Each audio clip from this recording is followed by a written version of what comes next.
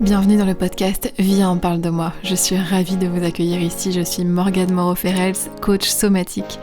Et je vais vous partager ma vision assez particulière de la régulation du système nerveux. Dans ce podcast, on va parler de relations, d'addiction, de trauma, de spiritualité, de sexualité et de plein d'autres sujets que j'ai vraiment hâte de partager avec vous. Je vous souhaite une très belle écoute et je vous dis à très bientôt. Hello à tous, j'espère que vous allez bien. C'est un plaisir de vous retrouver aujourd'hui et ça fait un moment que j'avais envie de vous partager cette petite méthode que j'ai eu l'occasion de réexpérimenter à nouveau il y a pas longtemps. C'est quelque chose qu'on aborde très souvent en séance de manière beaucoup plus profonde en fait, mais qui est très accessible dans le quotidien et c'est un réflexe qu'on ne va pas naturellement avoir parce que généralement quand quelque chose vient nous embrouiller le mental et qu'on y pense à plusieurs reprises et que on rumine, parfois on n'endort pas la nuit, etc. Eh bien il va se passer quelque chose, c'est qu'en fait on va rester dans le négatif. Plus on rumine, plus ça rumine en fait. Et il y a cette tendance à, c'est comme quand on va mal, mais plus on va mal, plus on va mal. Moi ça m'arrive par exemple, il y a des périodes où je vais, comme je le disais dans mon dernier épisode, en fait il y a des périodes où je ne fais pas de sport ou de yoga, et au bout d'un moment je vais me dire « Oh là là, mais tu te bouges pas, etc. » Et là ça nous plonge en fait dans des énergies vers le bas, tandis que naturellement, si on commence à se poser avec l'émotion, avec la sensation de cette voix en fait qui dit « Oh là là, tu devrais », eh bien, il y a quelque chose à l'intérieur qui change. Et ça vient s'ancrer dans les fondations intérieures, en fait, dans la solidité. C'est ce qui fait que ça reste, en fait. Parce que sinon, on ne fait que tourner dans des cycles où, à chaque fois, on est dans des cycles de très haute énergie ou de très basse énergie. Et au bout d'un moment, c'est plus intéressant parce que, finalement, on n'apprend plus rien. Cette méthode dont je vais vous parler, c'est la méthode qui s'appelle Revisiter son passé de Neville Goddard. On en entend beaucoup parler dans la manifestation et je vais être honnête avec vous, moi j'ai jamais réussi à lire un livre de Neville Goddard et ni à regarder aucune de ses vidéos. C'est pas un langage dans lequel je me retrouve, par contre je comprends très bien le concept et j'avais envie de vous le partager avec vous parce qu'en fait je l'ai vécu il y a pas longtemps. Comment ça se passe, revisiter son passé? Alors bien sûr il y a des nuances et des biais parce qu'il ne s'agit pas de retourner dans son passé pour modifier et finir par être dans le déni et rester à un niveau très mental en fait, de quelque part chercher à manipuler son inconscient, ça c'est pareil, ça ne fait pas sens. Ici, ça passe par les ressentis corporels. Quand on est dans les ressentis corporels, en général, ça ne ment pas. Et donc très simple, ça m'est arrivé il y a quelques semaines d'avoir quelque chose qui me faisait ruminer, qui était un souvenir dans le milieu de l'équitation où j'avais réalisé un de mes rêves en fait qui était de faire un trek de plusieurs jours dans la nature et j'avais trouvé un parfait endroit où le faire dans les Cévennes, c'était magique. En tout cas, le cadre était magique, le site internet était magique, tout se présentait vraiment bien.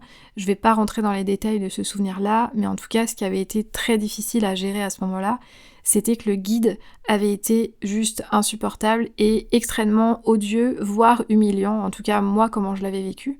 Et en fait, ce qui s'est passé, il y a pas longtemps, donc il y a quelques semaines, cette sensation d'injustice est remontée vraiment très fort en fait, de ce souvenir-là bien précis.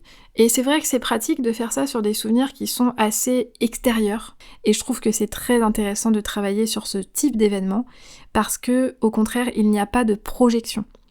Là, en l'occurrence, je prends le souvenir tel qu'il est, voilà le cadre en fait, la rando à cheval, et le guide avec qui je me suis sentie très mal.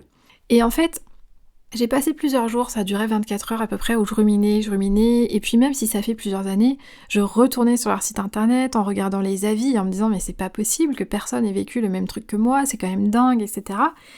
Et cette forme d'injustice-là, je savais que ça voulait dire quelque chose, mais en fait c'est là la nuance dont je parlais au début de l'épisode, c'est très facile de rester dans la négativité. Parce que ça, il y a quelque chose d'assez addictif dans le fait de se dire c'est eux les coupables. Ils ont fait de la merde. Je vais voir sur le site s'il n'y a pas quelqu'un qui est d'accord avec moi. Et d'ailleurs, vous pouvez le voir quand on mange dans un restaurant, par exemple, et que on est vraiment déçu du repas et qu'on a payé une certaine somme et qu'on se dit mais quand même, je comprends pas, c'est un resto qui est super réputé, comment ça se fait que c'était aussi dégueulasse? Et il peut y avoir une forme de vouloir se plaindre et vouloir... moi, je connais plein de personnes qui font ça, et ça m'est arrivé aussi, d'avoir des petites phases frénétiques de vouloir mettre des avis sur Google. Et on est tout de suite content quand on voit que quelqu'un d'autre a vécu la même chose que nous, en fait. Et là, on vient nourrir un peu cet égrégore de « Ah, c'est de la merde », et on reste là-dedans. Et là, vous voyez, ça contracte les muscles, ça contracte le visage. C'est vraiment les muscles de la critique, hein. Vous pouvez les voir sur les visages des personnes qui ont une façon de parler extrêmement négative ou qui sont souvent dans la critique. Ben, plus ces personnes-là vieillissent, et plus vous pouvez voir aussi sur leur visage que c'est marqué, en fait, ces zones de crispation que je trouve très spécifiques, en fait. Ben, c'est très marqué la critique parce que c'est vraiment un monde qui se déroule derrière, c'est le monde de la critique, et c'est la façon dont on va aussi se regarder. Petite parenthèse refermée. Ce qui s'est passé par rapport à ce souvenir, c'est que je suis quand même restée dans la rumination 24 heures à 48 heures, et au bout d'un moment, je me suis posée et je me suis dit, bon, c'est quoi le sentiment derrière ? Bah oui, il y a de l'injustice. Revisiter son passé, ça commence par là. Ok, j'ai pas aimé ce qui s'est passé. Mais comment j'aurais aimé que ça se passe ? C'est la première question. La première question, en fait, vient nous connecter à « Ok, je vois qu'il s'est passé ça. Comment j'aurais aimé que ça se passe ?» Déjà, ça nous sort, c'est le premier pas, c'est la première marche qui nous sort de la posture de victime. Comment j'aurais aimé que ça se passe ? Bah là, clairement, je me suis dit « Ok, moi j'aurais aimé qu'en fait, le guide, il me rassure, il soit sympa, et pendant tout le long de la rando, en fait. » Et là, l'idée, c'est de vraiment se mettre connecté à son corps dans la posture de « Ok ». D'imaginer la scène, mais pas d'imaginer la scène pour essayer de contrôler mon esprit, mais de voir dans le corps si ça me fait du bien d'imaginer ça ou pas. Et donc je me remets dans le souvenir, et j'imagine cette personne-là être particulièrement sympa avec moi. Sympa, chaleureux, bienveillant, etc. Donc vraiment l'opposé de comment a agi cette personne à l'époque. Et je vois ce que ça me fait.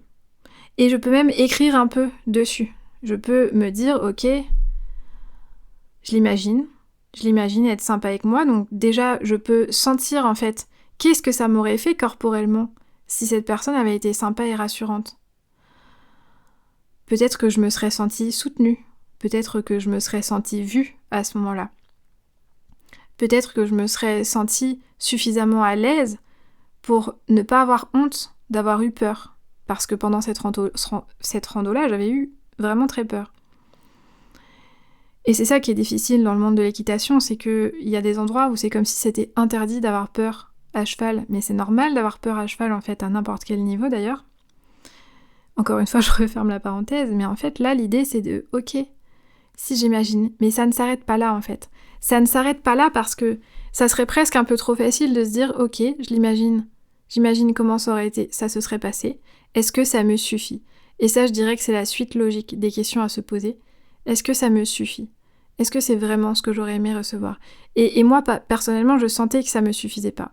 Je sentais que j'avais beau imaginer ça, ça changeait pas grand-chose en moi. Et donc j'ai continué à me poser la question. Comment t'aurais aimé qu'on s'occupe de toi à ce moment-là, en fait ? Qu'est-ce que j'aurais aimé qu'il se passe particulièrement dans l'environnement dans lequel j'étais, qui m'aurait fait beaucoup de bien ?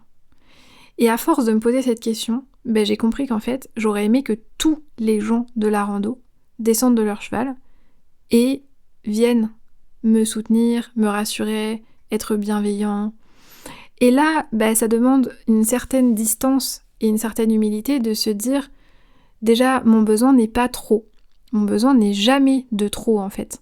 C'est-à-dire que là, je suis dans mes pensées, je suis dans mon imagination et je suis la seule à voir ce qui se passe à l'intérieur de ma tête. Et donc, je peux ouvrir la porte à l'abondance de ressources. Et si je m'autorise, et c'est encore une fois une question d'autorisation, c'est vraiment, s'il n'y avait qu'un mot qui définirait mon approche, ce serait celui-ci, la pleine autorisation de recevoir. Parce que si, en fait, le déclic chez moi, ça a été que quand je me suis dit, en fait, j'aurais aimé que tout le monde vienne m'aider, là, j'ai senti l'émotion passer à travers moi. Là, j'ai senti un soulagement de « Ah, ouais, ça, quand je l'imagine, ça vient dans mon cœur, ça me fait vibrer. Et ça me fait me dire « Waouh, là, l'humanité est présente et je me serais sentie vraiment bien. » Parce qu'en fait, la peur avait été si grande, et bien entendu qu'on rejoue en fait dans ces scènes-là de la vie quotidienne, on rejoue des scènes traumatiques de l'enfance Michael Brown, que je cite souvent dans son livre Le processus de présence, parle de cycles de 7 ans, et ça résonne assez bien pour moi aussi. Il dit qu'en fait, dans des cycles de 7 ans, généralement, on rejoue à peu près les mêmes phases traumatiques ou les mêmes blessures qui ont été activées. Et là, en l'occurrence, j'ai pas fait le calcul parce que c'est pas très intéressant de chercher de où ça vient, de pourquoi ça vient, de ce que j'ai vécu 7 à 14 ans plus tôt. Peu importe en fait. L'idée, c'est que cette émotion-là, qui avait été activée dans cette randonnée-là, eh bien, même si c'est des années plus tard, aujourd'hui, j'ai pu voir qu'à ce moment-là, il y avait un grand besoin de soutien, mais pas seulement au niveau mental, pas seulement au niveau « Ah ouais, ok, à ce moment-là, j'aurais aimé qu'il soit sympa et que les gens me soutiennent ». C'est presque un peu trop facile de dire ça. Non, c'est vraiment dans mon corps. De respirer la sensation, d'imaginer les gens venir me soutenir. Et ça a créé une émotion. Généralement, quand ça commence à créer une émotion ou un soulagement, c'est qu'on est exactement au bon endroit. Et donc le besoin très précis derrière ça, c'était un besoin d'être soutenu. Et quand généralement il y a comme ça, on a envie que ce soit la foule entière qui vienne nous aider, bah c'est que la blessure derrière était quand même très présente de manière assez intense. C'est pour ça que je reparle de l'enfance, parce que quand c'est dans l'enfance en général, bah c'est très démesuré en fait. Quand on est en séance, par exemple, dans les visualisations, ça va souvent être des images qui viennent de l'inconscient, qui sont très grandes, ça va être des grandes armées ou des scènes. Il va y avoir quelque chose de grand, en fait, mais de grand dans tous les sens du terme. Ça va être parfois, je vais avoir des personnes qui vont me sortir des scènes extrêmement choquantes. Et en fait, c'est pas la scène qui est importante ici, c'est l'énergie qu'il y a derrière. Et l'énergie qui dit « j'ai besoin que ça soit vu par toi » en fait. Et plus c'est grand, plus il y avait ce besoin qui était très présent en fait, à ce moment-là. Et donc ça c'est très intéressant. Revisiter son passé, c'est pas pour être dans le déni, mais au contraire c'est pour venir connecter aux besoins qu'il y avait derrière. Et ça, une fois qu'on connecte à ça, eh bien ça fait circuler l'énergie en soi en fait. Ça libère de l'espace. Et ça permet aussi de s'assumer pleinement. Parce que quand j'assume pleinement que je n'ai aucun jugement sur la part de moi qui aurait voulu que tout le monde se lève pour l'aider, par exemple. Ce qui fait que il y a quelque chose de solide qui est en train de s'ancrer en moi et qui fait que quand je débloque ça en moi, je comprends ce que l'autre est en train de vivre aussi. Et je sors du jugement. C'est-à-dire que là où auparavant je serais restée dans le contrôle pour ne pas connecter à ce besoin-là parce qu'évidemment que ça ramène une émotion, eh bien là, il y a quelque chose qui s'est ouvert en fait. Et je trouve que ça, dans le magnétisme et l'estime de soi, le magnétisme, quand je parle de ça, je parle de l'aura en fait, ça veut dire ce qu'on va dégager en parlant à quelqu'un ou en arrivant dans une pièce, eh bien je trouve que c'est très solide parce que ça ne vient pas d'un endroit qui cherche à être magnétique, ça vient d'un endroit qui sait à l'intérieur de soi ce qui s'est passé et ce qui se passe encore. Et je trouve ça magistral en fait parce qu'on ne cesse jamais d'apprendre quand on est dans la présence et qu'on ressent davantage ces sensations-là et qu'on prend un moment en fait pour s'en occuper de cette rumination-là. Quelque part, c'est une manière de lui dire au revoir parce que depuis que je me suis laissée traverser par ça, eh bien je n'ai plus du tout l'idée ou les pensées, enfin c'est un non-sujet en fait. Ce n'est même plus un sujet, cette histoire de rando. Et il n'y a plus cette colère ou cette rage ou ce qu'il y avait derrière la rumination en fait. Là, il y a quelque chose de beaucoup plus léger parce que de l'espace s'est libéré et que j'ai dépassé cette addiction de rester dans la rumination. Parce que rester dans la rumination, ça vient nourrir quelque chose aussi. Ça vient, vous voyez, quand je fais ça, j'ai la main qui se crispe parce que rester dans la rumination donne une illusion de contrôle. Et vous pouvez observer les gens autour de vous parce que quasiment tout le monde le fait en fait. De cette sensation de rester dans le contrôle, elle est fascinante parce qu'elle concerne tout le monde. La moindre personne qui va avoir une discussion en critiquant quelque chose avec quelqu'un qui est d'accord avec lui, par exemple les municipales, c'est un parfait exemple pour ça, parce que du coup les gens se rejoignent les uns les autres en disant « Alors, toi t'es pour qui, t'es pour qui, t'es pour qui ?»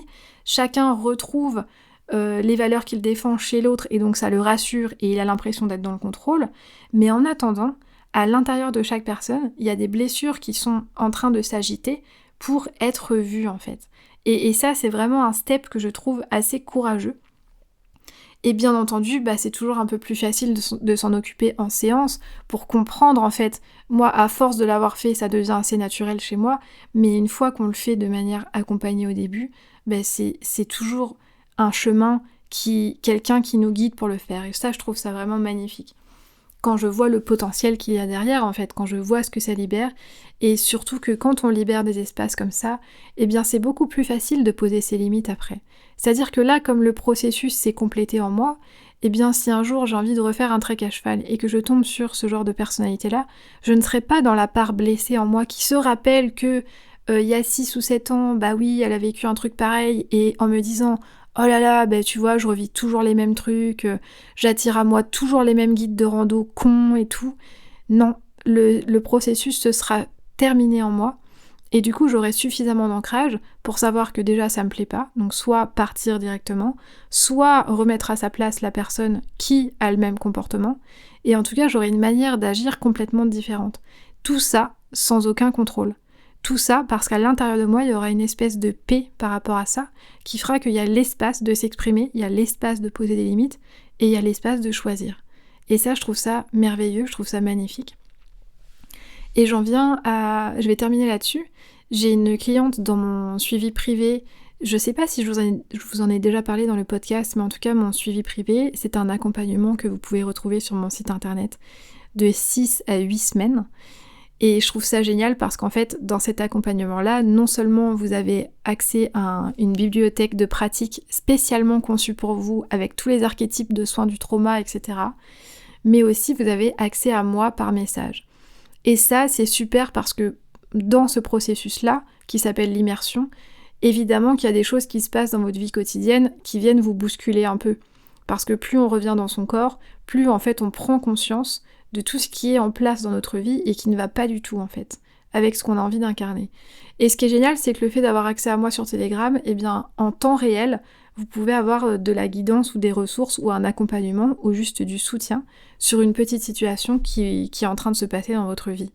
Et ça, là les personnes que j'ai plusieurs personnes en ce moment, et d'ailleurs je vais avoir quelques places qui vont se libérer en avril normalement, donc si vous êtes intéressés, n'hésitez pas à m'écrire. Je vais encore une fois vous donner un exemple très concret.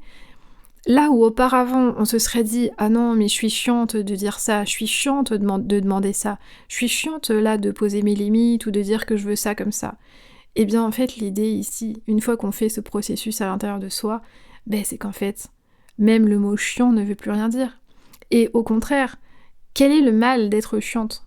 Moi je trouve ça super d'être chiante et je trouve que c'est très bon signe parce que ça veut dire que c'est quelqu'un qui est conscient de ce qu'il aime et de ce qu'il aime pas, de ses limites, de ses non-limites, et qui fait attention en fait.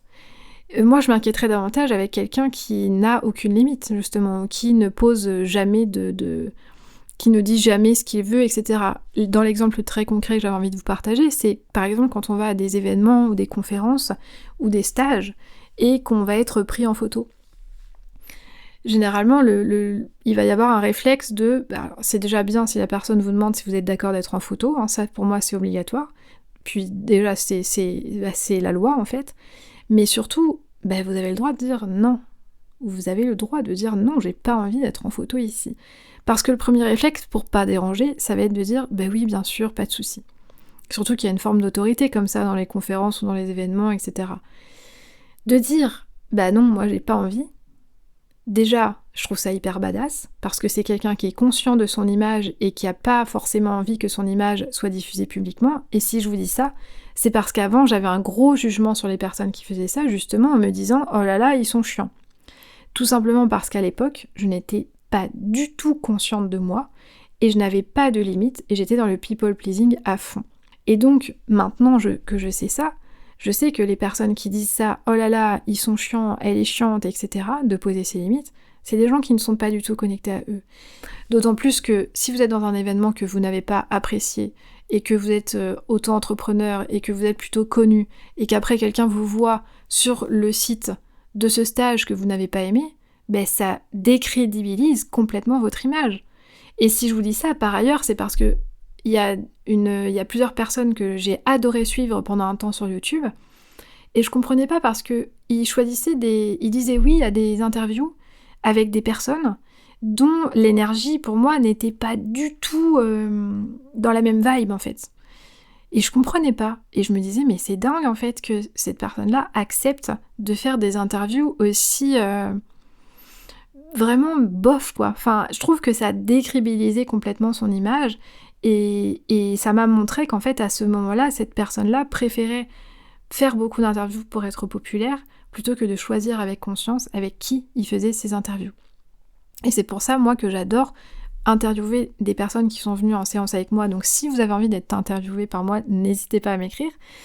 Parce que je trouve que c'est toujours des échanges très profonds et je préfère davantage faire ça que de faire des podcasts avec des personnes connues mais que je ne connais pas vraiment en fait. Donc ça, quand on commence à mettre de la conscience en fait sur ce genre de choix-là, on n'est pas des gens chiants, au contraire. Et je dirais même, et j'ai une coach qui est géniale parce qu'elle dit tout le temps, en fait moi je dis aux gens que c'est génial d'être chiante. Au contraire, c'est exactement comme en sexualité. Si je ne suis pas chiante et que je dis oui à tout, du coup ça veut dire que mes limites sont souvent dépassées et que je ne dis jamais rien. Et là, on reproduit sans cesse les cycles d'abus en fait. Donc ça c'est particulièrement dommage. Et mon message pour aujourd'hui, ça serait on a le droit d'être chiant. Et soyons chiants en fait. Parce que ça veut dire que quand vous êtes face à quelqu'un de chiant, en tout cas dans le sens où je l'entends, c'est quelqu'un qui sait poser ses limites. Et voilà, et respecter les limites, pour moi, c'est déjà un step énorme, parce que ça veut dire qu'on les respecte aussi avec soi-même. Et puis, je vous refais une petite parenthèse en vous disant que il reste des places pour la retraite. Je suis particulièrement contente que ça se passe sur l'île de Ré à domicile. Vous n'imaginez pas comme la nature ici, dans l'endroit où elle est absolument grandiose. Je suis très très très contente et justement Andrea qui est photographe professionnelle va axer un atelier et puis même tout le long de la retraite son regard photographique et surtout la façon dont elle prend des photos qui elle aussi d'ailleurs on a bu un café ensemble hier et c'était très intéressant parce qu'on parlait justement de ça, comment choisir les gens avec qui on travaille avec conscience en fait, quand on sent que l'énergie n'est pas là et on est confronté tous les jours à ce genre de dilemme là en fait. Comment dire oui ou non à quelqu'un dans un contexte professionnel. Et ça sera sans doute l'objet d'un prochain podcast, mais en tout cas, ça sera un des sujets de notre retraite du 5 au 7 juin à Saint-Clément-des-Baleines. N'hésitez pas à consulter la page sur mon site internet qui décrit tout ce qui va se passer, l'ambiance, l'énergie, etc. Et surtout, une énergie où on sort de la performance et on apprend à poser ses limites et puis on se laisse recevoir pleinement. Et je crois que ce mot de recevoir, c'est quelque chose qu'on ne s'autorise pas assez malheureusement. Donc là, on va ouvrir la porte à ça. Je vous embrasse et je vous dis à très bientôt.